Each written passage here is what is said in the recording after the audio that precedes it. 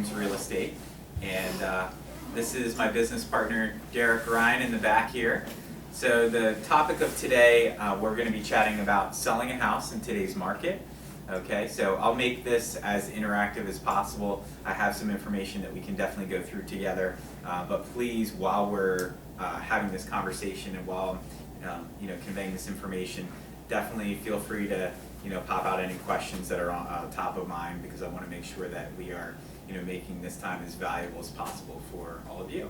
So my name is Caleb. Like I said, I've been selling real estate since for the last 14 years, since 2005.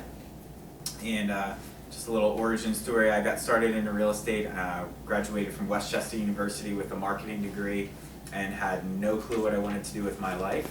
I actually got a Bachelor of Science degree in marketing, which is a BS degree, Bachelor of Science, so that's what I paid all that money for, a BS degree. And so I knew I wanted to be in business of some kind, I just didn't know what. My mother at the time was a real estate agent and had been in real estate for many years, and she said, Caleb, why don't you just get into real estate, get your real estate license, you can give it a try, and if you like it, great, you can stick with it. If not, you can always move on to something else. So I did that, got my real estate license, started working with my mother, Lori, as a buyer specialist on her team. And so the first year in the business, I crushed it. I sold 2 houses, and I was like, this is a lot of work, and man, this is not a lot of payoff for this. I don't know if I should hang out in real estate anymore. So I kept going, and in my second year, I started to kind of build up some momentum, and it started to become a lot more fun. It's like anything else in life, once you start to taste a little bit of success and kind of figure out what the heck you're doing, it becomes a lot more enjoyable. So my second year, I think I sold 12 or 15 houses or something like that. And so I kept building on that momentum, and then right as I started building up this momentum, then the real estate market completely crashed in 2007, 2008, 2009, all that stuff. So at the time, it was really, really tough getting through that period, and it was awesome experience because I learned how to sell real estate and how to work with my clients even in the toughest times. And so that, I think, really helped build me as a stronger real estate agent during that time. So I'm glad that time is over, and yet it was, I can look back on it and be really, really grateful for it. So our team, the Chris and Caleb team, we're based out of Keller Williams in Exton. We sell homes all over this area. Derek is actually originally from Phoenixville, still lives in Phoenixville today. So we do have a strong presence here in the borough and in the greater Phoenixville area. So we did sell 173 homes last year, so we're one of the top producing teams in the area. We've got 10 people on the team right now, and what I do is I work exclusively with our clients that are selling their homes, so I'm what they call a seller specialist, and then Derek back there works as a buyer specialist. So I thought it would be good to get a little bit of input from him a little bit later on, because who better to give feedback on the home selling process than somebody who's working with buyers every single day and getting them through homes and helping them negotiate and that kind of thing. So any questions so far? All right, awesome. So let's get started here.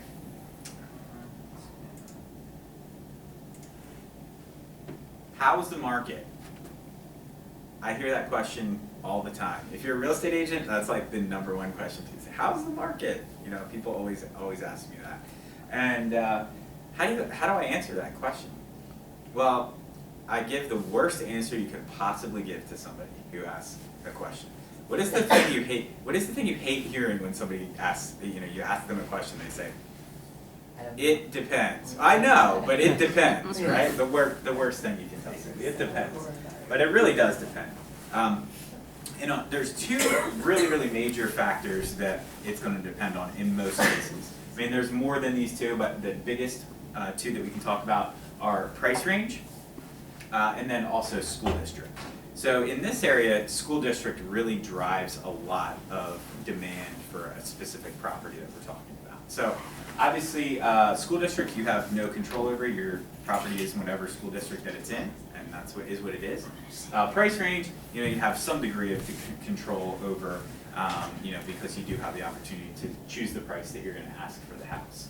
So let's dive a little bit deeper into that, shall we? So I prepared a graph for today's conversation here. And so what this really is what we call an absorption ratio. Okay, it's kind of complicated. I'm going to walk you through this and kind of tell you a little bit more. So this is active and closed and supply of homes in terms of months. So I broke it down. This is all Phoenixville school districts. So some of you may be in Phoenixville, some of you may be in different school districts. We can certainly do this for whatever school system your property is in.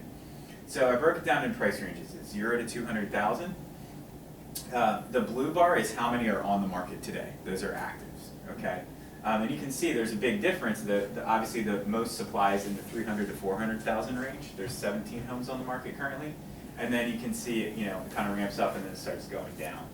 And then the red number is the average number of sales per month over the last 6 months. So in this price range, under 200,000, there's 6 on the market, and on average, there's 8.5 closing per month. So what that tells us is there's 0.7 months supply of inventory on the market.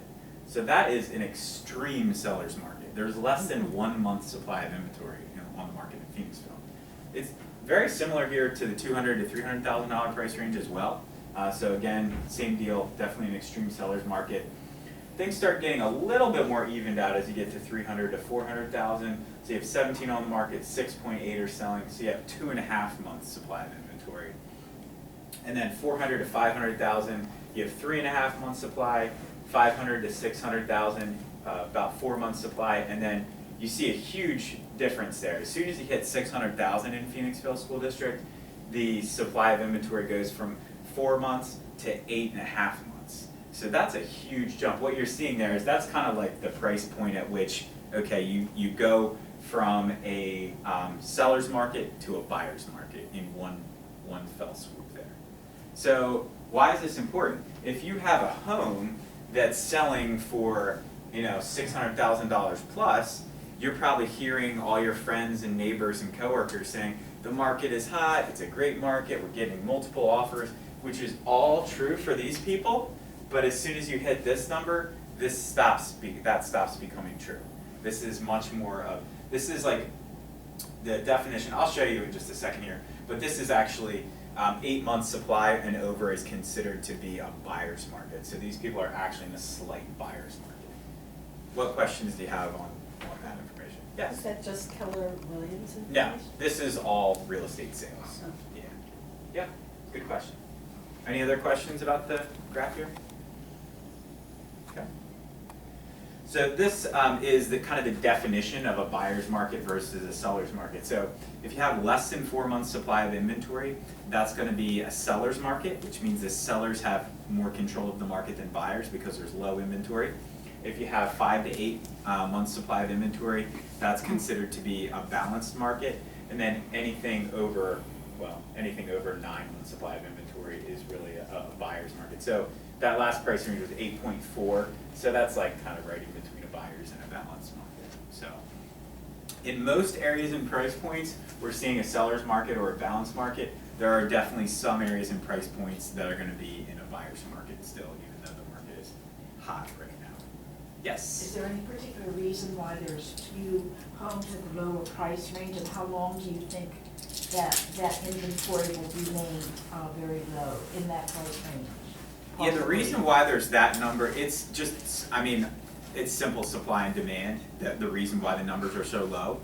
The reason why the numbers are so low, and I'll see if I can refer back to that slide so you can see that. So, yeah, so like under 200,000, the reason why there's 6 on the market and there's 8.5 that are selling per month. So that means that, there's almost nothing on the market in that range. And what all that means is there are fewer sellers out there willing to sell in that price range than there are a pool of buyers that are looking to purchase in there. Now, what creates that? A lot of different factors. It's kind of hard to say. Could it be possibly Yes. because people that can afford that price range are trying to pay off their college loans, or possibly they are not employed? There's other factors that could possibly affect that. Yeah, well, if that was the case, then you would see this slowing down, but this is actually a really, really fast pace of sales, right? So if people were having trouble getting mortgages because they're paying like college loans and stuff, this would actually, this number right here, this 0.7 would be really high, almost like you see at the end of the spectrum there, yeah. I would say it's flippers buying those houses. Yeah, it might be. It might be flippers or people who are looking to buy and hold Sell that. them for the next price range. Or they may be looking to just hang on to them as well, you know, as rental properties and that kind of thing, so. Doug, you have anything to add on that? What is the interest rate for mortgages now? And if you don't wanna discuss that, you know. Yeah. Oh, no, it's fine. What are rates at right now? It's about 4.125 is the going rate today. For a 30-year? For 30-year fixed mortgage, if you get a 15-year, it goes lower than that because the higher the likelihood that you're going to pay back the loan. And then for a lot of people with credit, that's average. It might be like 4.25, and then with poor credit, it might be about 4.5 for the interest rate today.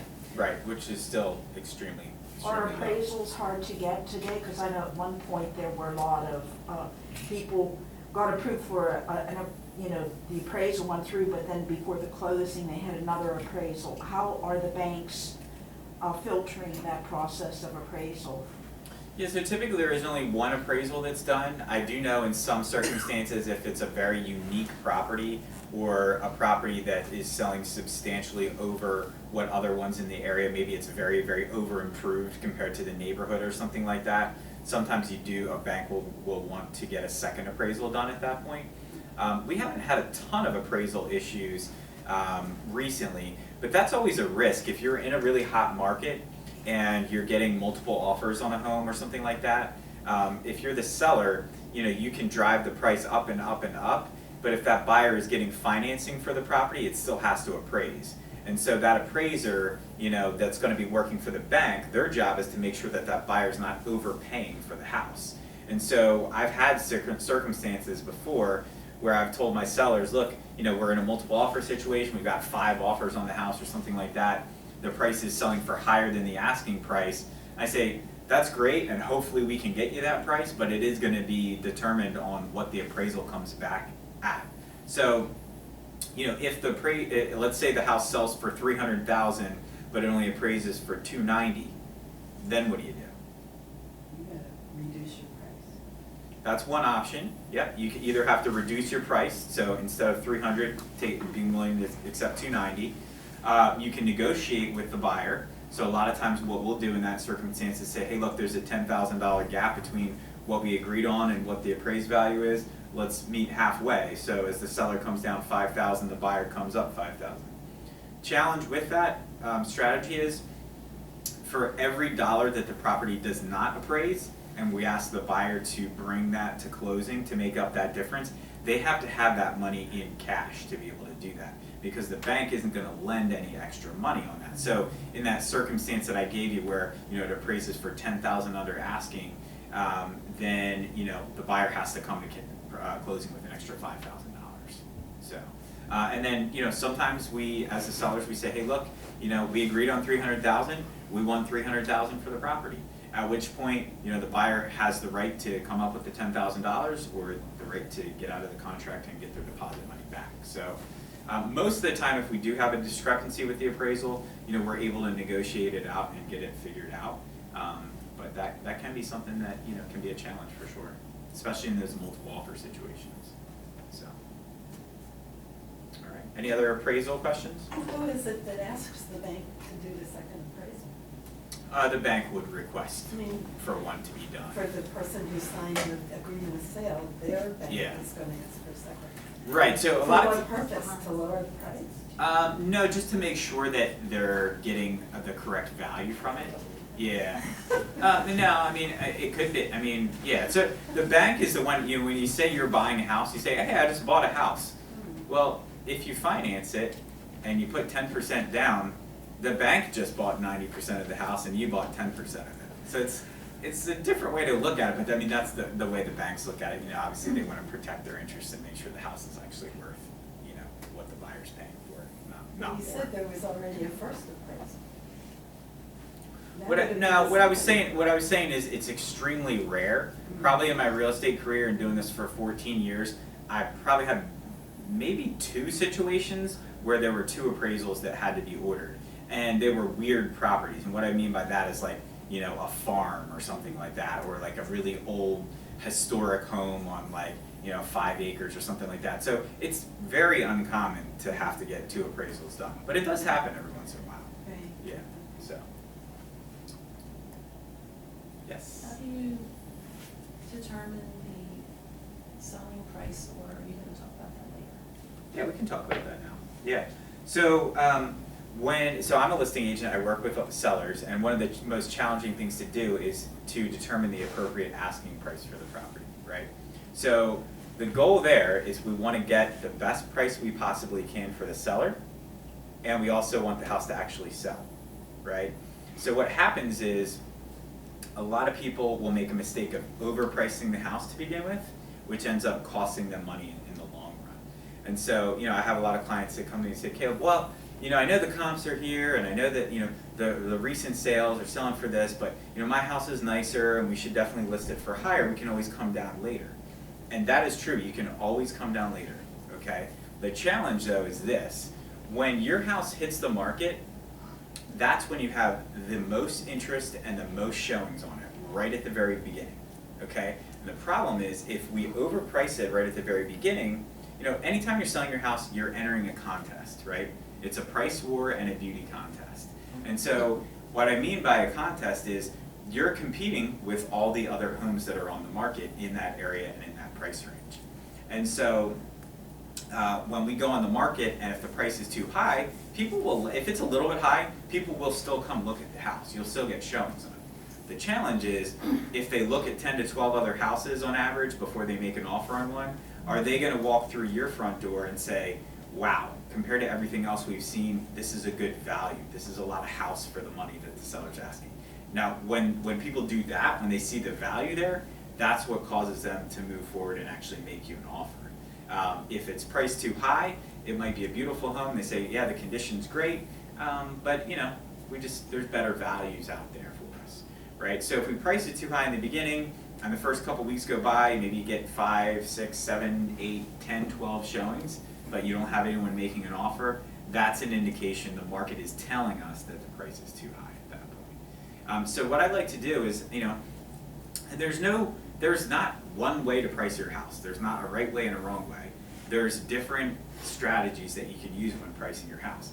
One strategy is what we call like a highball method, which basically is like, look, I have the most upgraded, most maxed out house on the entire block, okay? My house is nicer. If it's legitimately nicer than all the other homes, and we can prove that, then we should go, you know, in any kind of market, you always want to price ahead of the market. So if the market is going up, and it's like a strong seller's market in here, we can afford to overprice the house a little bit. You overprice the house over here a little bit, you're gonna be on the market for years, right? So it definitely, it's very good to understand, you know, what kind of a market you're entering into first. That's gonna impact your pricing strategy.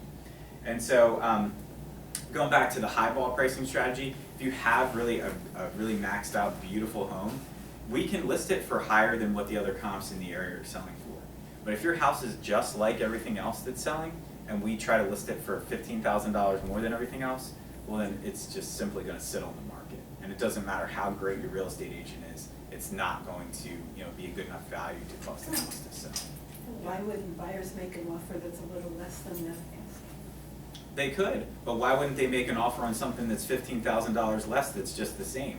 Because then they can get a better discount on that thing that's already $15,000 less, right? So if on average a buyer's negotiating a $5,000 discount on a property, and you're $15,000 more than the other one, now they can get, you know, even lower, right? So it's just, you know, it's looking at things. When you're selling a house, it's really hard to step back and try to look at it from the eyes of a buyer. And that's, I think, what a really good agent is going to help you to do, while not leaving any extra money on the table for you, right? So I talked about the highball pricing strategy. That's if you have a beautiful home that has some unique features and is very, very upgraded.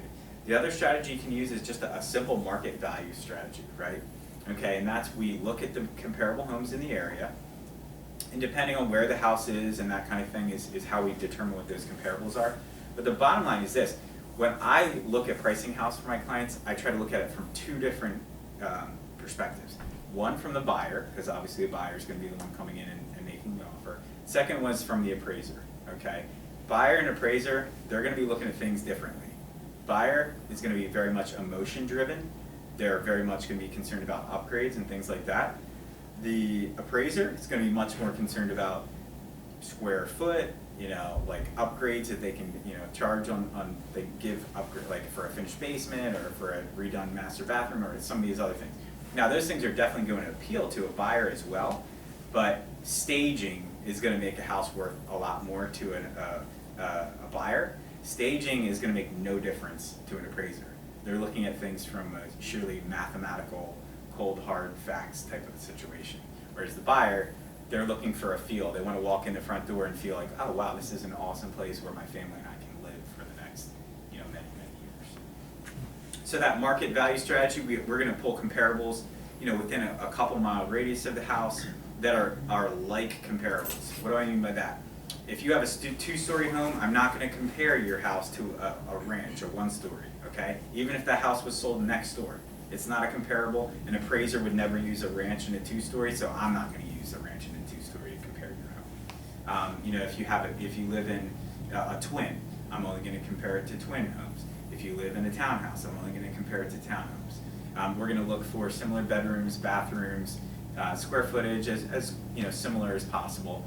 And sometimes it's very easy to tell what the property's worth. Other times it's more nuanced and more challenging. You have to dig deeper and spend more time. So once we've done that market analysis, then you know, we'll see what homes are selling for, and then I'll talk to my clients about what a recommended range is. I give you the advice, and then my clients decide what they want to do in terms of the pricing. The decision is always my clients'. If my clients are making a mistake, in my opinion, I'm going to tell them that, but it's ultimately their decision to price the house wherever they want to. And then last is the strategy that you can actually price the house a little bit lower than market value.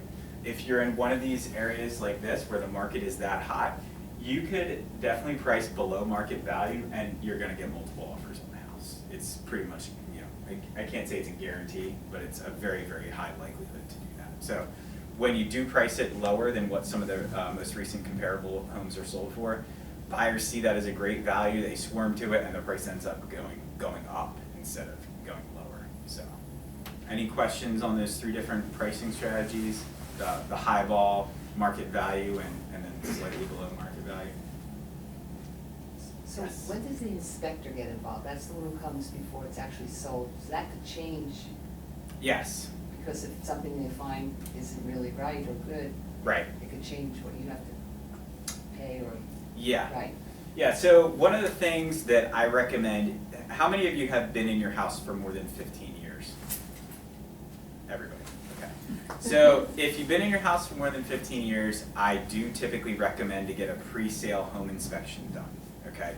Definitely do not have to do one. However, I don't know about you, but when it comes to money and it comes to finances, I don't like big surprises. I just don't. I don't like that. So I do recommend, if the house hasn't been sold in 15 years, to get a pre-inspection done. That way you know if there's any major issues, you're gonna know what you're getting yourself into. And you can also market the house as being pre-inspected, okay? So what that means is, when you're showing the house, you can have a copy of the inspection report sitting there on the kitchen table and saying, hey, here, I'm putting all my cards on the table, here's what happened during the inspection. And then, you know, it's up to you to decide if you're going to address some of those items before, you know, you have a buyer under contract. If there's some stuff that's kind of scary or, you know, safety issues or something like that, you're probably going to want to address that before you get the house on the market. Some of the more minor stuff you can probably just, you know, because some buyers might not really care about it. Has anyone ever seen a home inspection report before? Yeah. They're scary. They're like 75 pages of all the things that are wrong with your house, okay? So, I'm in the business. I've been doing this for 14 years. I bought a house last year, and I looked at the home inspection. I thought, man, if I wasn't in the business, this thing would scare the heck out of me. So, I mean, they're very thorough. They're very detailed. But that's, again, if you're working with a skilled negotiator who's handling the sale for you, that's when they're going to go to bat for you and explain, you know, what should be done, what shouldn't be done, and negotiate it. It's all negotiable, right? So when we talk about home inspections, what we really focus on are material defects. Has anyone ever heard that term before? A material defect is basically something that's a safety hazard, so something that could potentially hurt somebody that's living in the house, or something that is broken, right? Something that's not operating the way that it's designed to be. So an example of a material defect would be, you know, your heating system doesn't turn on when you turn the thermostat on. That's a material defect. The thing's meant to heat your house, right? That's a material defect. Now, if you have an old heating system that's, you know, 25 years old and it works just fine, that's not a material defect. So a lot of times if you're working with a realtor who doesn't really kind of understand the difference there, you might get a buyer who comes through and on inspection they say, well, the heater's really old, so you know we want a new heater. And if you're not working with a good real estate agent, you might say, okay, well, yeah, we need to give them. No, we don't need to give them a new heater. So we can negotiate with them and say, hey, look, yeah, you might need a new heater in the next couple of years, and we'll throw in a 1-year home warranty with the sale of the house to cover you if it happens in the first year. You know, so we do some things like that to, you know, allay a buyer's fears and keep them from moving forward, but not have you, you know, have to come up with a lot of money to do repairs like that. So. Yeah, one question I had is roofs. Okay, Yes. so say in my case, you got a 20-year-old roof, which is fine, no leaks or whatever, but as a buyer, I'd look in 20 years, you got a 24-year-old Right. roof on it. So I guess you could negotiate up or down If the roof is not leaking, I consistently tell my clients who are selling their homes, do not replace it. The only reason I would ever ask them to replace the roof is if it really, really looked bad. Sometimes you have a 20-year-old roof that looks like it's 30 years old and like the shingles are starting to Yeah, peel they're coming up and all, they're yeah, looking right. really bad. So as long as it looks okay, I would not replace it. I would say, hey, look, we're probably gonna have to have that conversation after the inspector comes through, but it's definitely not a material defect, right? So in situations like that, you might ask, you know, they might ask for a credit towards repair of a new roof that might need to be done in a couple of years. Rather than replacing it, you know, if we can get away with or, yeah, if it's negotiating not a couple broken, you $1,000 don't fix or it, right? sometimes you get away with nothing. Sometimes the buyer says, okay, it'll need to be replaced in 5 years. Okay, I can deal with that, so. Also, I guess it'd be a lot of competition. If there's a lot of interest in your house, somebody's nitpicking you and somebody isn't, Right, you know. Right. That's also, yeah, and that's one of the benefits if you do get yourself into a multiple offer situation. You know, we get into situations where sometimes a buyer will agree to waive the inspection. So they'll say, all right, well, I'm not gonna do an inspection on the house. Now, as a buyer, that's kind of a risky thing to do. As a seller, I mean, that's definitely something that's in your benefit because you know you're not gonna have to negotiate anything further at that point, so. Right. So Yeah. would that be a reason to not do the pre-inspection, or would you still recommend doing that?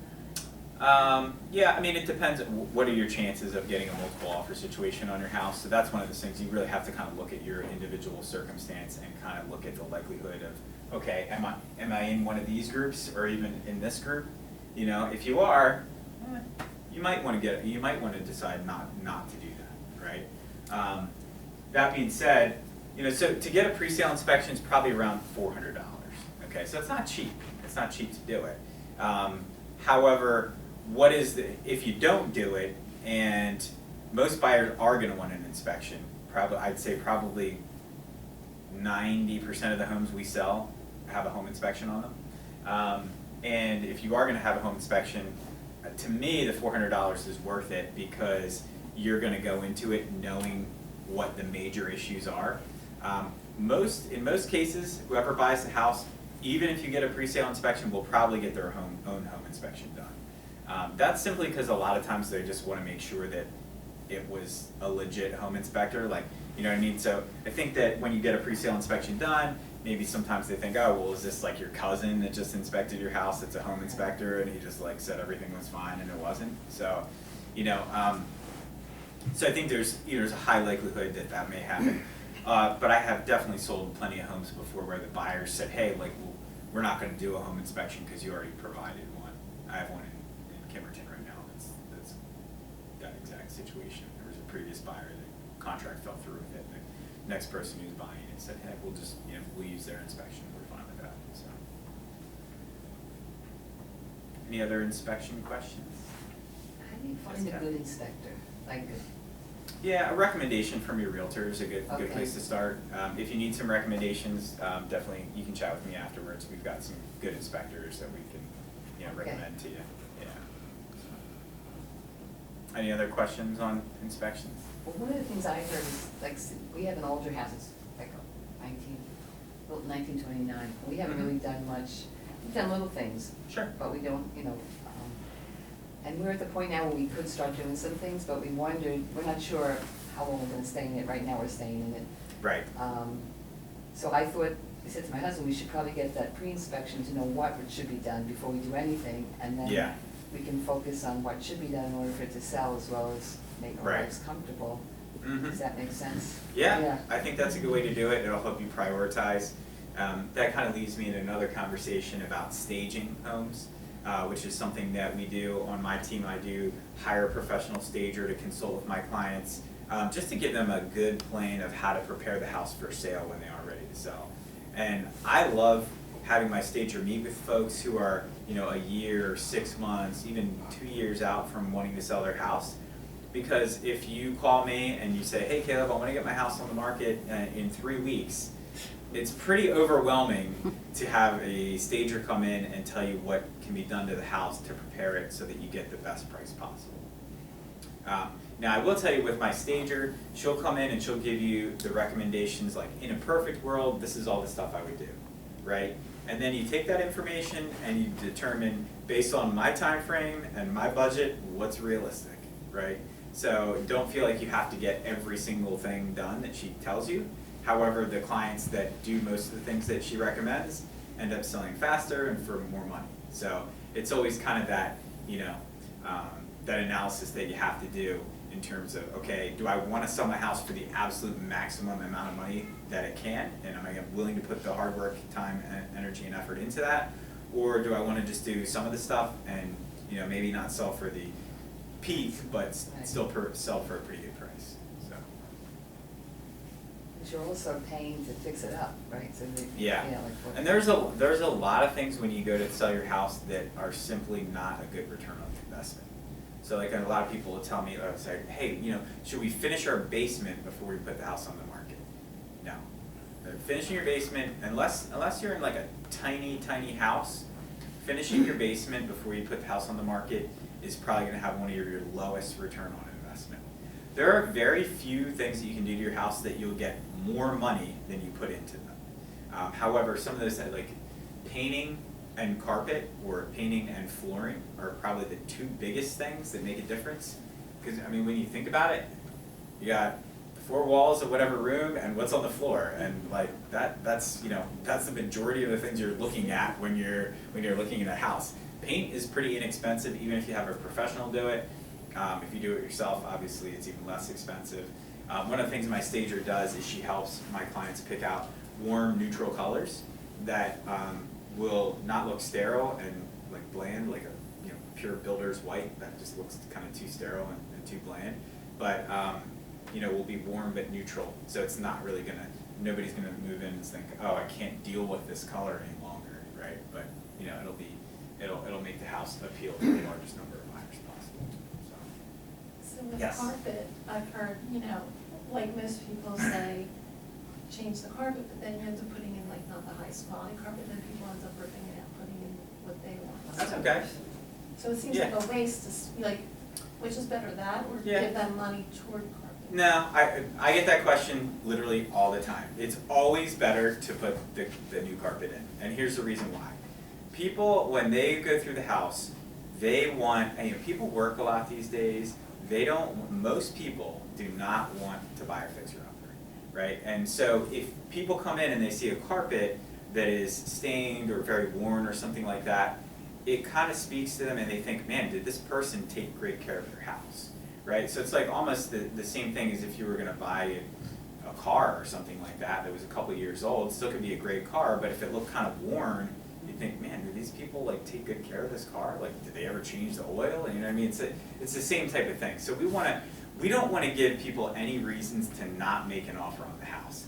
And for something like the carpet versus the carpet allowance, and I have people say the same thing and say, oh, well, what if they don't like the color? I say, just pick a really neutral color. Nobody's going to hate it. Maybe they're going to say, oh, I need to rip that out and put, I need to put mauve carpet in here because I love mauve carpet. Well, at least they can deal with that color carpet that you chose for a couple of years.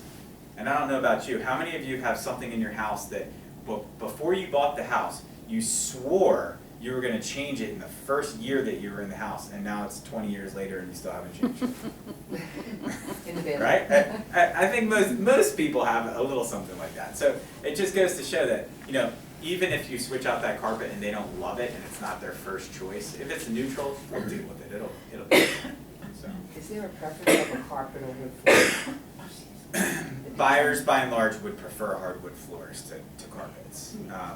That being said, in most cases, it's not going to be worth the money to put in hardwood floors in terms of what it's going to cost in terms of like replacing a carpet versus replacing a hardwood. You know, there's a lot of different flooring options out there right now. There's vinyl plank floors that look actually really, really nice. There's some really amazing laminates that they make out right now. So, I mean, carpet is a totally fine choice, but there's a lot of other compelling choices out there as well that are, you know, they're still going to be more than carpet, but not significantly more in most cases. Yes? What is the best approach to decluttering? Because I heard a lot of times, it's not necessarily the style of the home or whatever. Sometimes you just have to remove a lot of furniture, or is it better to show a house photos? Yeah, it's better to have some furnishings in it, but probably a lot less than what you're living with in most cases. So a lot of what staging is, it's decluttering and depersonalizing your house, which can be kind of tough to do because it doesn't feel quite like your home anymore when you're doing that. And yet, you know, that's kind of when we're preparing it to be someone else's home in the future. So it's you're trying to kind of just getting that process going. But yeah, decluttering and depersonalizing the house is really, really big. It's going to make the rooms feel much, much larger, and it's going to not distract people if you have a lot of different knickknacks and things like that. How about pictures? You would better get your pictures down. too. Family pictures, yeah, I would take those down. Yeah, yeah. And the reason why people always say that, you know, people sometimes get kind of like borderline offended when you tell them that. And it's not because you don't have a beautiful family. It's because what we want to have happen is we want the buyers to walk in the house and start picturing their family living in it. When they see pictures of you and your family, it's someone else's house. It's not, they're not picturing themselves living in it as much as they would. Because I got a lot of pictures on it, and I guess take them down, I guess spackle everything and paint it, right? Yeah, it's best to do that, and it's not, you know, we don't tell people, hey, look, don't have anything on your walls. You know, we do like to keep some artwork on the walls, you know, but just kind of minimalistic, you know, like I said, less is more. But those are things that, you know, my stager excels at those types of things. That's not really my cup of tea, so I trust a professional in that regard. So, yes? How can you tell when a person is truly ready to sell, and how do you bring them to that awareness? It could be very painful. Yeah. Whew, that's a good question. I think they need to come to that realization themselves. I can't help somebody sell a house that they're not prepared to sell. So You know. do you ever walk away from listings? Occasionally, but not usually. Usually people have me out because they've made that decision that they're going to sell the house. Sometimes I meet with people who are kind of on the fence and kind of teetering and, you know, deciding what they want to do, and that's totally fine. I always see myself as somebody who can provide information, and so if I provide people information about what's going on in the market, what their house is likely to sell for, and what they should do to get the house ready and all that kind of stuff, and ultimately they decide, we're not ready to do it. Well, that's fine. I mean, I help them make that decision. But I think that is one of those things. Moving is such a commitment. There's so many moving parts. It's so much work. It's so much time, effort, and energy that if somebody's not fully committed to it, it's a lot of work to go through if you're not really, really committed to making that happen. Yeah. So, I donated a lot of stuff to the thrift store. yeah. And as my kids moved out, I gave them the furniture. So I have bedrooms that don't have beds in them because they took, And that's totally fine. I was wondering, Yeah. should I just get temporary stuff or just leave it? Nah, you're fine. I mean, the most important thing is like your master bedroom. You definitely would, I mean, in a It perfect. has to be lived in, yeah, something. Yeah, I mean, I sell homes that don't have a stick of furniture in the whole place. Like they're rental properties, their tenant moved out, blank, okay? That's not the ideal way to sell a home though. It is best if you, now if you don't have furniture in the, secondary, third, fourth bedrooms, not really a big deal. Just But having that clean it master up, bedroom, yeah, just having it clean and presentable is fine. The master bedroom is really important though, because that's whoever's buying the house is gonna be living there, so that's important to set that up right. All right, let's keep it moving here. We touched on so many other things that I have in this presentation that probably only a couple of these things are gonna be super important. So I just outlined some tips for selling. So number one, hire a realtor who's a local expert. So any realtor that's gonna be giving you advice on how to price your house and that kind of thing should really have the information that I showed you earlier in terms of that graph. That's really gonna tell you what's going on in that market, and that's really gonna be important to helping you choose the right price for your house. If we are just pricing based on the homes that sold in the last 6 months without looking at the absorption ratio and how quickly the market's moving, somebody could easily underprice your house if they're not paying attention. If it's in a strong seller's market and they're just looking off the last couple sales. Remember I was saying we like to price ahead of the market. So in a price range, let's get back to that slide real quick. In a price range like one of these three right here, again, what I mean is we're pricing ahead of the market. So if the comps tell us the houses are selling for $200,000 and we have less than 1 month's supply of inventory, and your house is probably, the comps are saying it's worth $200,000, why wouldn't we price it at $210,000? Right? There's nothing on the market. There's 6 houses on the market for us to compete with. We can afford to price it a little bit high. Whereas, I kind of alluded to it earlier over here. If you're in this $600,000 to $700,000 range, the cost of overpricing your house is going to be really, really dreadful. I mean, it's going to cause you to sit on the market. In a property with this amount of inventory on it, you might want to price it a little bit lower than the most recent sold comparables. Again, that's what I mean by pricing your house ahead of the market, right? So the market's going to dictate those things, and that's why it's important to have somebody that is a student of the market and really understands that. Okay, so knowing your specific market and then hiring somebody who's an expert negotiator. So I am a certified negotiation expert. It's a designation called CNE. Less than 1% of realtors nationwide have that designation. I just think it's kind of crazy that when you're selling your house, you're literally selling probably your most expensive asset. We're very close to it if it's not your most expensive asset. And you're hiring somebody, in most cases, most realtors have 0 formal negotiating training, okay? So in real estate school, they might talk about negotiating for 10 or 15 minutes. I mean, it's not a long time. So you're entrusting the sale of your most expensive asset to somebody who has 10 or 15 minutes of negotiating training. So this designation is fantastic. It gave me some really good techniques and strategies when negotiating. That being said, there are just some really common sense tips and tricks that I use. When I'm selling my homes, typical things that are sometimes included or sometimes not included would be your washer, dryer, and refrigerator. I always, even if my seller doesn't have any use for them, I always exclude them up front.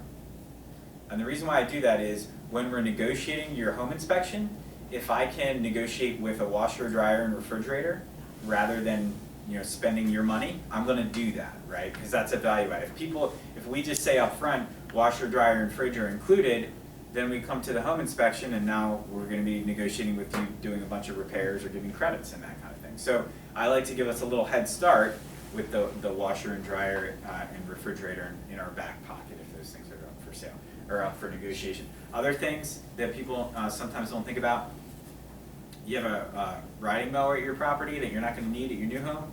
Okay, that's something that could be negotiated in. Do you have a snow blower that you're not going to need at your new property? Okay, that's something that can be negotiated in. So we just kind of think about other things that people need to get rid of anyway, and if we can use that to help my clients get a better deal during the negotiations, that's a win as far as I'm concerned. Yes? Well, what's the story on putting contingencies in your agreements now? Yeah, so- Contingent on mortgage, contingent on Yeah. reports. Right. So most agreements of sale are going to have several contingencies in them. They're going to have a mortgage contingency unless the buyer is paying cash for the property. Okay. Which basically, when we accept an offer, we are going to get a copy of a pre-approval, and we're also gonna get something called a buyer's financial information form, which are gonna, it's basically, hey, you say you wanna buy this house, prove to me that you can actually afford it, right? So when I'm looking at the buyer's pre-approval, I wanna see that they're pre-approved with a reputable mortgage company that I've heard of before. And I also will check, if I've never heard of the company before, or I don't recognize the name on the pre-approval, I'm gonna talk to the agent that brought me that offer and I'm gonna say, hey, have you ever worked with this lender before? If they say, oh no, the buyer came to me with this lender, I've never worked with them before. Ding, ding, ding, red flag number one, okay, not a good sign. Why is that not a good sign? When you work with somebody who a buyer's real estate agent works with a lot, I have a comfort level there. Why do I have a comfort level? Because if they're working with that mortgage person a lot, then that means they have a good relationship. It means that agent is sending a lot of business to that mortgage broker, and it means that mortgage broker is not they're gonna have a vested interest in not messing up that mortgage process. Otherwise, that realtor is not gonna give them any more business. So that's something that I think is really important. The buyer's financial information form, it's essentially like a shortened form of a mortgage application. It's just gonna have some key information in there that I'm gonna look through. Where do they work? How much money do they owe? Do they own another property? Is the sale contingent upon the sale of another property? Those are all things that we definitely need to look into. So typical contingencies, you'd have a mortgage contingency, and in most cases you're gonna have inspection contingencies. Typical inspections are gonna be like a general home inspection, termite inspection, radon inspection, and then depending on the property, they might have a well and a septic inspection if you have those at your home. And then another inspection that's getting a lot of press these days is stucco inspections. Anyone familiar with stucco inspections? Yes. Okay. What is that? Yeah, so a lot of homes that were built probably in the last 25 to 30 years that have stucco exterior, stucco was not installed properly, and so what happens a lot of times, water gets behind the stucco, it doesn't have any way to get out, and it causes damage behind the stucco. When I say stucco, it can be stucco or stone veneer, which is like the stone facing that they use on newer construction properties. So either the stone veneer or the stucco can have issues. So that's something. Now, I live in an older home that's stucco. My parents live in a house that was built in 1940s, and it's all stucco. It's stucco over concrete block, right? There's nothing going on behind that. But when you have framing and stuff like that the stucco is put over, that's when you could have the potential for some issues there. So. Well, how often can you sign an agreement to buy a new house contingent upon your house selling? Yeah, so there's a couple different ways that you can do that. Yeah. So I work with clients that are selling their homes. So if I get an offer and the offer says, hey, we would love to buy your client's house, but we have a house we need to sell first. I'll consider that offer, but it's not a very strong offer because they still need to sell their house first. Now, if they come to me and they say, hey, we'd love to buy your client's house, but we have a house that needs to sell for them to be able to buy yours, but it's already under contract. We have a buyer lined up. This is what our settlement's going to be. And oh, by the way, we've already gotten through inspections. Well, that's a heck of a lot more enticing to me and to my clients because I got a pretty good feeling that this thing's actually going to close and we're going to be able to sell this house too. And then going back to that first example, if somebody brings me an offer and their home isn't sold yet, they don't have a buyer for it, and it's not even on the market yet, or maybe it's been on the market for 200 days and hasn't sold yet, and I'm thinking, well, has it been on for 200 days? Is it ever going to sell? So, I mean, in those situations, there's a lot of different options that you can do. So That's what you said about having the buyers pre-approved and yes, you want to see their money. right. So that you don't have the contingency of waiting for the other house to sell. Well, so even if they give us a pre-approval, sometimes a pre-approval will be based on, hey, you're pre-approved for this mortgage, but you still need to sell your other home, right? So I was going to get into this, so we might as well get into it now. There's always the conundrum when you're looking to move. If you own a house now and you're looking to buy another house, you got some challenges, okay? If you rent now and you need to go buy another house, it's a heck of a lot easier to do that.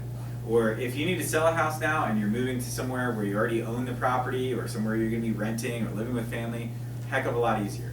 Anytime you're selling and buying at the same time, there's a lot more moving parts. And we do that all the time for our clients. We can definitely make that happen for our clients. but I always tell them, you need to have a plan B, right? And what I mean by that is, we put your house on the market and it sells quickly, we're gonna do everything we can to help you find a new home in the time frame that where you can close on the house you're selling in the morning, buy the new house in the afternoon, and get transferred and over in one day. Okay, however, I don't ever want my clients to be in a situation where they sell their house, they're pressured to make a decision really, really quick, and then they make a bad decision on the house that they're gonna buy because they only have a short amount of time and there's not that much on the market, right? So I always tell people, have a plan B, whether that plan B is to move in with family, friends, rent an apartment for 6 months, whatever it is, have a plan B.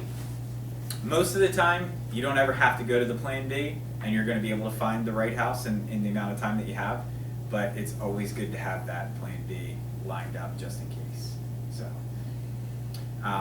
Yeah, and so when we work with clients that are both selling and buying at the same time, typically what we'll do, we don't wanna run out and show them a ton of houses before their house is on the market. Why? Because if they find their dream house and their house isn't even on the market, someone else is probably gonna buy it, not them, right? Because if we don't have their house on the market yet, they run out there, they find their perfect dream house, we make a contingent offer that says, hey, we wanna buy your house as long as we can sell ours. We rush to get their house on the market, we get it on the market, and then, so what can happen is, someone else can make an offer on the house that doesn't have that home sale contingency, and now we get booted out of buying that property, right? So what we like to do is have our clients who are buying and selling meet with me to talk about selling their house, meet with Derek, our buyer agent here, for a buyer consultation.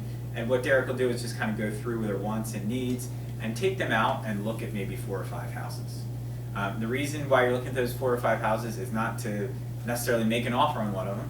It's just to kind of establish a baseline and a comfort level that, okay, there are some options out here that would work for me if my house does sell quickly, okay? That's really kind of what we do. And then once that happens, we put the house on the market, we pull back their home search in terms of buying, and then once their house goes under contract, then they're gonna go out there and start pounding the pavement and finding, the right home for them, so. The other option is, some people choose to buy their next house first and then sell their current home, okay? That's definitely an option, but you have to be in a pretty strong financial position to be able to do that. Because if you have a mortgage on your current home and you're getting a mortgage on the new house, you have to be able to financially qualify to carry both of those 2 different mortgages forever. The bank will look at it like, okay, you have to carry those 2 loans in perpetuity. They assume you'll never be able to sell your house, okay? Pretty pessimistic way to look at it, but that's the way they look at it, so. Any questions on home sale contingencies and any of that mess? I was gonna ask if most buyers get pre-approved for a mortgage. Yes. Yeah, I wouldn't even look at an offer if there's not a pre-approval there. I mean, a buyer's agent in today's market would be totally wasting their time to do that. Now, I can't promise that every single person that looks at one of my clients' houses has a pre-approval, but probably, 90% of them do. I have had feedback where people say, hey, we love the house, it's great. I'm still working on getting my buyers pre-approved. I'm like, why are you even showing them houses? Like, it takes 15 minutes to get pre-approved. Like, it's not that hard. I don't understand it. What's, is there a figure of what it costs? I had a friend who just moved out of their house, and in her mind, it cost her a lot more to do that than they were anticipating. So how much should we be prepared if we're selling to spend? And if you don't want to use credits, you have to save it, you know what I mean, or whatever. I'm not sure I understand the question. Can you, how much should you be prepared to spend for? Well, say you want to sell your house, Mhm. and then your stager might come and say, well, you should do this, this, and this, so that's Right. what costs you money. Right. Then you might get something that doesn't work out right in the inspection, that's what costs you money to fix. Is there a range of what you should have planned for what that might cost? Oh, that's a good question. I think it's such an individual thing based on your specific property. So if you live in a house that doesn't need any work, it's probably not gonna cost you much during the inspection negotiations. And the other thing is, with negotiating the inspections, a lot of times we can offer a credit rather than doing the work. Sometimes we have to do the work, right? In terms of if somebody comes through and they say, your air conditioner is not working anymore. Well, there's 2 ways you can handle that. You can say, all right, well, we'll put in a new air conditioner before settlement, Or we can say, we'll credit you, $3,000 for a new air conditioner. In which case, you Okay. don't actually have to have that money saved up, it You'll would just just take it come off out your- at settlement, right? So that's one way to kind of get around with that in terms of just coming up with extra cash for something like that. But it's really gonna be dependent on the specific property, how much does it need, but, most of with the staging things, we try to keep those costs down pretty low. I mean, we're not gonna recommend anything, we're not gonna say, hey, you need to remodel your kitchen, right? I mean, would it be great if the kitchen was remodeled for a new buyer? Sure, but you're not gonna get your dollar for dollar return back on a kitchen. So, I mean, kitchens and bathrooms are probably the highest dollar return on what you spend, but you're still, if you put in a new $40,000 kitchen, you can't just jack up the price of your house $40,000. So, Like, what are the specific things that get you qualified as a buyer? And, like, for instance, I'm single, I own my house, I've been in there 23 years. I'm retired, I have some savings, but would they look at me to buy a house? yeah, so, to get a mortgage, they're gonna look at like your debt to income ratio. So if you're Zero? retired, that's obviously gonna change things quite a bit. So, Derek, what would be your recommendation on that? I mean, if you're retired, they're gonna be looking at whatever social security income or anything like that that you're Yeah. coming in. Yeah, but I mean, the other thing is too, if you've been in your house for a while, sometimes the house might be paid for, or when you sell it, you're gonna have enough equity that you could buy the new house. So that's gonna just depend on your equity position in the house as well. There's never been a mortgage on it, but it's paid off. And Right. the thing is that I don't have a lot of income, Mm-hmm. so I wondered if I could even qualify as a buyer. Yeah. So Well, if I could chime in on yeah. that, that's a tough one for your situation. We run into certain clients with that a lot of times. With the lenders, they have certain regulations. By the way, this is Derek Ryan, my buyer's Yeah. agent. I know a couple of you came in a little bit Yeah. later, so I just want to make sure that he knows what he's talking about. So. Yeah. So the lender has certain regulations. They have to make sure that your output for debt is under 46% of your income. I have no debt, A mortgage would count as a debt. no debt. No, if you got a mortgage on a new Oh, if I property got a that you're new- moving into. Do you So- need a new mortgage, or can you? Okay, well so then, I don't know, yeah, I then, don't know. well, you Yeah, asked if you could get a be mortgage. a cash buyer then. Yeah. So if you were gonna be getting a mortgage, then you have to be under certain, like, for even numbers, half of the money you're bringing home can be going out towards revolving debts, student loans, car loans, credit cards, mortgages, right? But if you're gonna buy something in cash, it doesn't really. It doesn't matter. Yeah. Yeah. You got the cash. You would just need to sell I your have to house. get cash from the sale of my house. Yeah, and that's totally fine. Yeah, we do that all the time. So it would just be, what you would do in that situation, you would do a cash offer that's contingent upon the sale and settlement of your property. If you're making an offer that way, your offer is gonna look a lot stronger if your house is already under contract and you have a buyer. But yeah, I mean, we do that all the time, so you don't need a mortgage. And if then the that's problem the is case. finding a house that I like in that lower range, the first two Yeah. ranges. Yeah. And that's gonna. Yeah, it's a challenge. It's a challenge. And sometimes what we do for our clients, and we can't promise that this is always gonna work, but, we have a lot of, with the market being as hot as it is, if we have clients that are looking in specific neighborhoods, they love the neighborhood, but there's just nothing on the market, we'll either door knock or call that neighborhood and just say, hey, look, we've got a buyer, we'd love to be in your neighborhood, have you ever thought about selling? And sometimes we come across people and it works out. I mean, That's where I get this. That's Yeah. Yeah. Yep. How does the realtor fee work? Is it a percentage of your house sale? Yeah, so the typical real estate commission is like a 6%, and so how that's broken up is 3% goes to whoever represents the buyer for the property, and then 3% would go to the listing brokerage. And then once that 3% gets broken up between the broker and the sales agent, and then obviously they like pay their taxes and stuff like that from that. So there's also a 1% transfer tax when you buy or when you sell. So then it all comes out like it's settled? Yeah, you don't ever, assuming you have equity in the property, you're not writing a check for any of that stuff, it just comes out at settlement, so, right. And that's one of the things, when I'm meeting with clients who are thinking about selling their house, once we determine what the likely, selling price is gonna be, I provide a seller net sheet for them so they kinda understand, okay, here's what my here's what I'm gonna walk away with in terms of my purse. So. All right. I think we've talked about every single thing on this slide already. When selling a home, plan ahead. That's when I talked about, meeting with the stager, a while, 6 months or a year in advance, maybe even longer. Talked about selling first and then buying, or buying first and then selling. The other option is, for some people, Derek and I believe in the wealth building power of real estate. For some people, it might make sense for them to hang on to their current property and use that as a rental property. So that can be a good option for some people as well.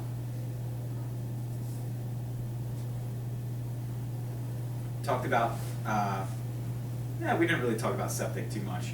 So the two most expensive, if you have a stucco home or you have septic, those are the two most expensive things that could potentially go wrong when you're selling a house. We talked about the stucco a little bit. Does anyone have stucco questions? Okay. Septic, does anyone have a house on a septic system? Okay. Yeah, I do recommend, if you've been in there a while, especially to get that pre-certified. That's just, again, it's probably the most expensive thing that could possibly go wrong when you're selling the house. So if you have that, getting it pre-certified just, again, tells the buyer that this is not going to be an issue, and it eliminates any surprises that you would have, in the future. Oops, my septic failed, and now it's going to cost $25,000 to replace it. So. And you know of people that do that. Yeah. If you want to see me afterwards, I can recommend somebody that can help do that for you. Talked about getting a pre-inspection. Does anyone have any more questions about inspections? I know that's always a hot topic. No? We went through that one pretty well. Pricing it right, I think we talked about that. Anyone have any additional questions about pricing? Covered that one pretty well too. And then the last thing is just hiring a realtor whose values match yours. So one of the things, there's a lot of real estate agents out there, and kind of what people say, what makes you different, Caleb? Why should I hire you to handle the sale of my house? And it's like if you were to hire a carpenter to do some work at your house, any carpenter that you're going to hire is probably going to use pretty much the same tools to get the job done. But you could hire one carpenter and it's a complete hack job, and whatever you hired them to do looks terrible. And you could hire another carpenter who really knows how to use those tools well, and the job looks amazing when they're done. And so I think the same is true of real estate agents. We have access to pretty much the same tools in our toolbox, but it's the way that they're used that makes a big difference. That being said, so what makes me different and what makes our team different is just who we are as people. So our core values are fun. Life is way too short to not enjoy doing what you do.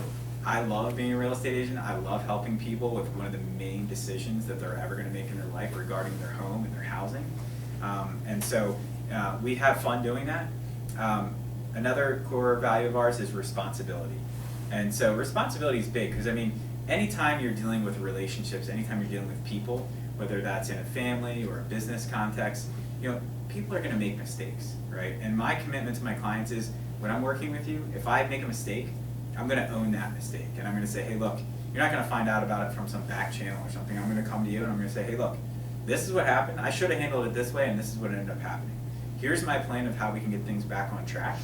And then we'll just have an honest conversation, see what you think about that plan, see if you have anything you want to add to it. And that's really what responsibility means to us. Other core values, integrity is really, really important to us. Just doing the right thing. We're in a business where our reputation is extremely important. And so we want to make sure that we're doing what is ever in our client's best interest at all times. And sometimes that's not going to be in our best interest, but it's going to be in our client's best interest. And that's the thing that makes a huge difference, right? So integrity is really, really crucial in this business.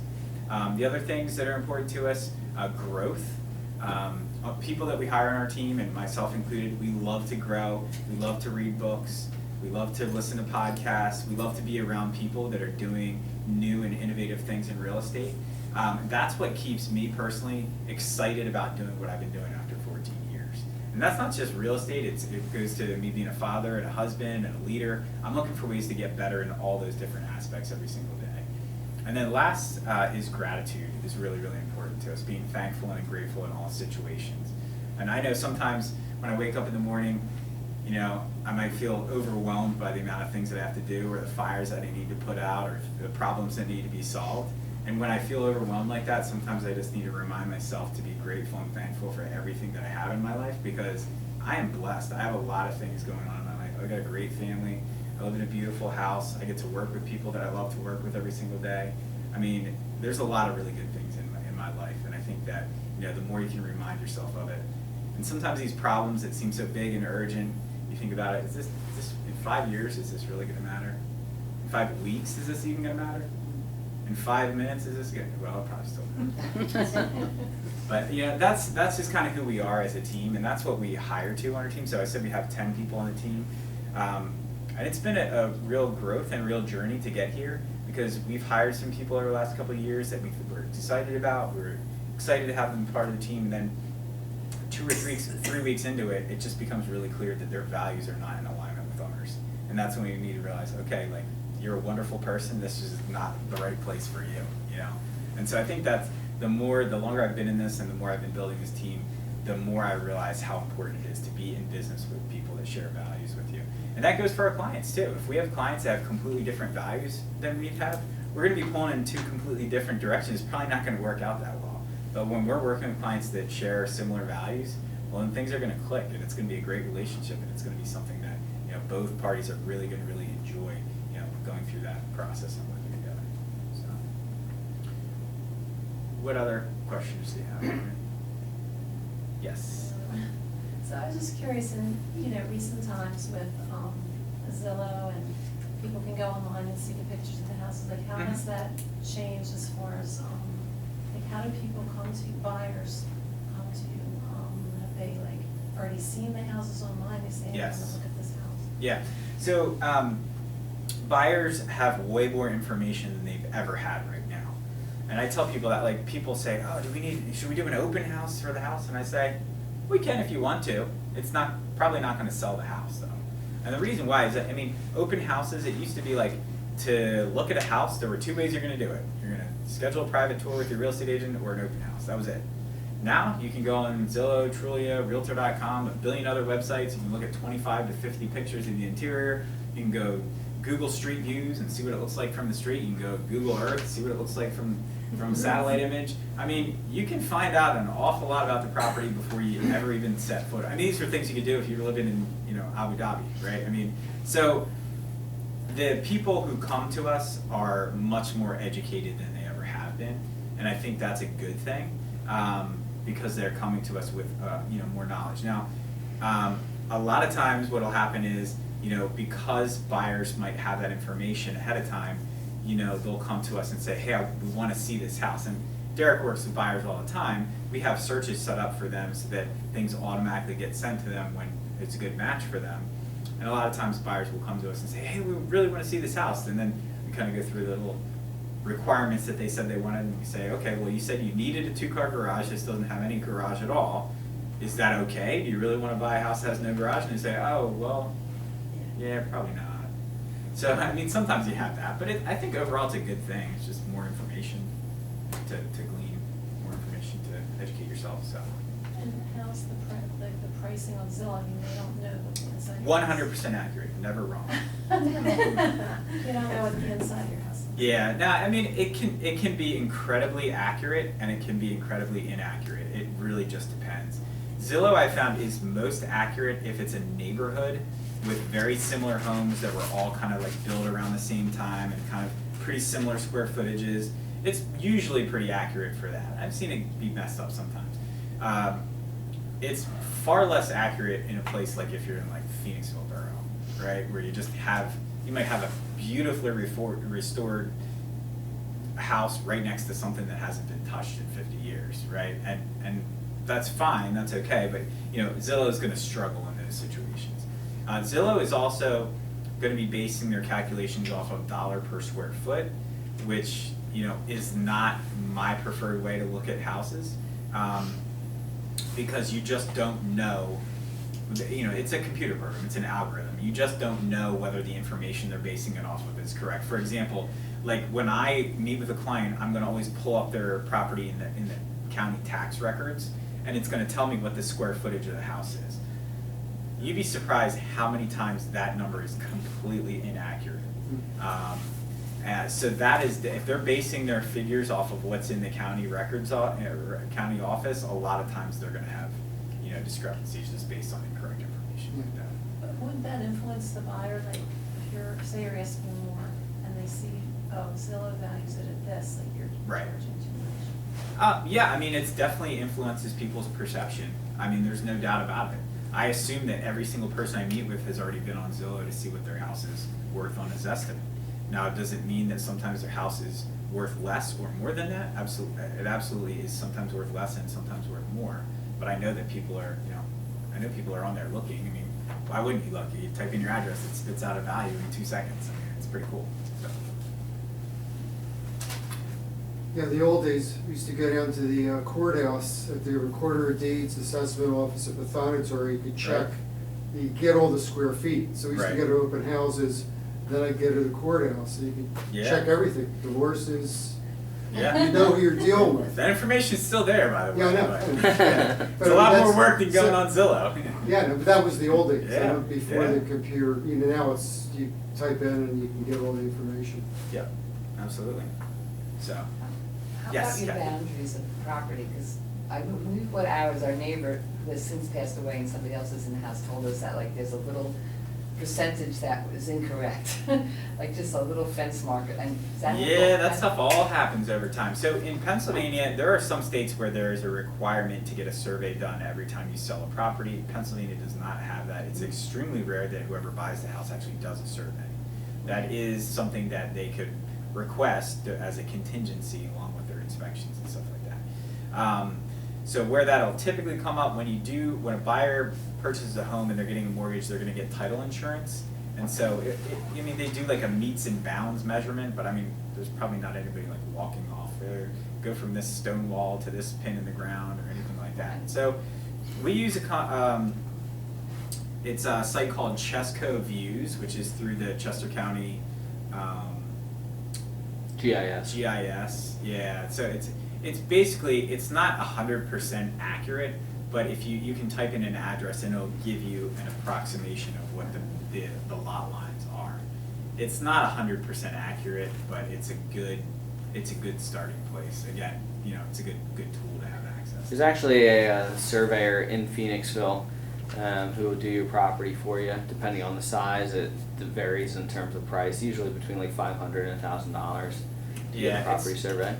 I mean, most people don't get surveys unless they're looking to add on to their house, put a pool in, put a fence in. It's amazing how many people put fences in without getting a survey done ahead of time, and then they realize their fence is on their neighbor's property after I think that's 15 what kinda years. happens. And they went down. Yeah, well, it's not on their, if you put a fence on your neighbor's property, it's your neighbor's property, I guess, right? I mean, yeah. There's a property we had some clients see just today, where the property that was for sale had put a fence up about 50 years ago, and it turns out that half of the area they fenced in wasn't actually theirs, and that came up somehow during the inspections, and one deal fell apart. It then came back on the market, and with very clear new property lines that was half the size of the previous backyard. So. Same with trees too. Yeah. One was complaining about a tree, so I went back with the neighbor and I cut away all the weeds, and the marker, the tree was his. So I told him, now you can take care of your, and he did do it. Yeah, Did he do it? Yeah. He says, because it was dying and leaning and all. right. And it was on, he has a pool back there, and so, it was his tree. Right. And he never liked walking around his property because it was too overgrown. Yeah. Yeah, All right. but Any other questions? that's it. But Okay. Thank you. as far Thank as you. real estate websites, then Zillow is one of the better ones for real. Zillow's good, Realtor.com's good, Trulia. I mean, those are kind of like probably the three most popular ones right now. So, How do you spell Zillow or Zillow? Z-I? Zillo. Oh, W. W. Oh yeah, W. wait, Z-I-L-L-O-W. Okay. So, sorry. I failed the real estate test. I didn't know. Spell So, Zillow. You even. I guess like, we've been in our house like 35 years now, probably be in it another 10, maybe. Mhm. And, so there's certain things we are deciding, like, we wanna upgrade our bathroom, and this and that, like Yeah. different things. And like, I know some buyers, like, they want things new, but like, you don't wanna, I mean, us personally, we don't wanna upgrade things and then move right away. Like, if we're Right. gonna upgrade something, we wanna enjoy it and then. You got 10 years, upgrade it now and enjoy Yeah, it. Well, that's, that's what we're thinking. But like, I know someone I work with, you know, this was, you know, they're like, have young kids. Right. They wanted, when they were buying a house, they wanted to, go into a house not with everything upgraded, and they will upgrade it eventually, but they're getting a better price for them because it's not, it doesn't have the, so it's just, Sure. it's like a trade-off, it's like personal. Yeah, Decision. I mean, for how many people want a completely upgraded house now versus something that they could I'd say remodel and like make their own? 1 or 2 out of 10 want a fixer upper. Yeah, Yeah. yeah, and they want a fixer-upper price too, Oh yeah. I'm talking about Yeah. fixer upper. or even a remodel. Yeah. Yeah. In terms of the question, like, should I update this just to update it? Well, usually we see like if something's 20 to 30 years old, the trend has changed to some degree and it feels old. But if it's like 10 to 20 years old, like a little bit earlier, it doesn't necessarily like feel old because it's new-ish in terms of the style. Now, ironically, if you look at like things that are like 50, 60 years old, those are back in style, and everything comes full circle, and those are popular again. So Right. Yeah, 'cause hang then- on to that pink and black bathroom. Uh-huh. It's back in. Yeah, the '60s stuff. Yeah, this pink, things in the Yeah, bathroom and sure. all that. haven't seen the shag carpet come back to style, but yeah, just the orange. They have a textured carpet that's pretty popular right now. It's not a full shag, but it's not that It's far. funny, when we bought Yes. our house, the first thing, it had a family in it, and we really liked, we had a younger family, so we were like, saw these 4 boys running around. And it wasn't, this was 20 years ago, so I don't think they did staging the same as we do No, now. yeah, definitely. But that not. appealed to us, like Right. seeing the family, seeing how they lived in the house, and thinking, I'm just gonna be, just like you said, you think of that. If you're frustrated with how much work it is to get your house ready for the market, just blame HGTV. I was gonna ask if you want. It's set buyer expectations Yeah. like this. Yeah. It really has changed things, I was so. gonna ask you if you watch those shows. No, not too much. Occasionally. Do you have a business card? Yes. Yep. Yeah, I think we're pretty much wrapped up unless anyone else has additional questions. I can And say if you could after. sign in as well, that'd be great. And I would